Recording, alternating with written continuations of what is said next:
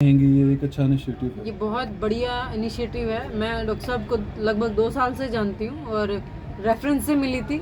Reference को भी मैंने इग्नोर कर दिया था कि नहीं इतनी बड़ी बात नहीं है, कोई दिक्कत नहीं है, और हम लोग बस मिल के बातचीत तक ही रहे। लेकिन मुझे भी स्ट्रेस एंजाइटी अटैक हुए तब तो फिर मुझे यहाँ से लाइलाज हो गई थी। डॉक्टर्स को समझ नहीं आता था, रिपोर्ट्स नॉर्मल थी।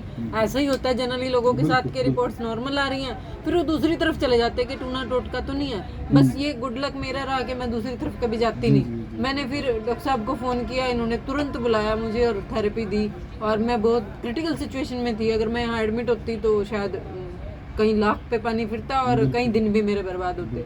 और इन्होंने फिर 1-2 घंटे के ट्रीटमेंट से मुझे नॉर्मल कर दिया।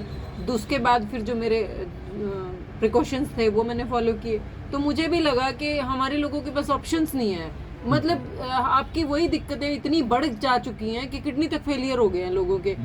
हम लोग बड़ी बीमारी की तरफ छोटी से ही चलते हैं, तो क्यों ना मैं भी अपने लोगों को एक विकल्प तो दूं। लोगों के पास एटलीस्ट ऑप्शन तो हो कि अगर प्रॉब्लम है एक बार यहाँ दिखा ले।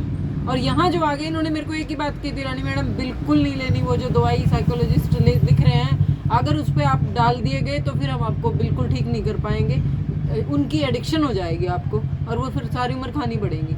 एक बार आयुर्वेद में शरीर रच जाएगा, फिर आपके धीरे धीरे आयुर्वेद की भी खत्म हो जाएंगे, शरीर अपने आप डेवलप कर लेगा एंटीबैक्टीरियल। इस बात को अदरवाइज ना ले एलोपैथी वाला, लेकिन ऐसा सभी दवाइयों पे लिखा होता है कि ये अगर इस बीमारी के लिए है तो दूसरी जगह ये नुकसान कर रही है। उस पर क्लियर लिखा होता है कि इंटेस्टाइन पे अफेक्ट करेगी, फलानी जगह करेगी। उसके बाद भी हम लेते हैं क्योंकि हमें गला ठीक करना है या अदर बीमारी जो करनी है, तो वो तो बता रहे हैं कि ये दूसरी जगह आपको नुकसान करेगी। आप एक ठीक करोगे दूसरी खड़ी हो जाएगी। जिंदगी ऐसे ही गुजर जाती है और डॉक्टर की पर्ची के भी लोगों के पास पैसे नहीं रहे। आज हालात ऐसे हैं कि डर लगता है ट्रीटमेंट का दिखाने के लिए भी जाना ना पड़े, तो वो जरूरत ही ना पड़े। अगर आयुर्वेद की तरफ आपके कदम हैं तो आपको वो नॉलेज हो जाएगी, पीढ़ी दर पीढ़ी आप अपने बच्चों को अपने आप ही दे दोगे। तो यही तो था पहले। कहते नहीं थे हर घर में डॉक्टर होता था, क्योंकि वो क्या होता था, वो पीढ़ी दर पीढ़ी हम सिखा देते थे। अब क्या, अब हम ज़्यादा पढ़ लिख के तो उस पर लॉजिक लगाते हैं, ऐसा भी होता है। तो अब डॉक्टर्स की ज़रूरत है। डॉक्टर साहब का मैं परिचय बता दूं, डॉक्टर साहब रिसर्चर हैं फॉरेस्ट डिपार्टमेंट में, और ऑल इंडिया में ओनली 39 रिसर्चर्स ही हैं जिनमें सर हैं। तो इन्होंने तो खुद रिसर्च किया है प्लांट्स पे, क्योंकि ये जॉब थी इनकी। तो उस चीज़ को स्टडी करके फिर एक बहुत बड़े स्ट्रगल के बाद इतना नैनो थेरेपी से इन्होंने प्रोडक्ट दिया है। और उस प्रोडक्ट से बेटर मैं नहीं मानती कोई चीज़ है, क्योंकि मुझे तो 2 ही महीने में बिल्कुल करेक्ट कर दिया।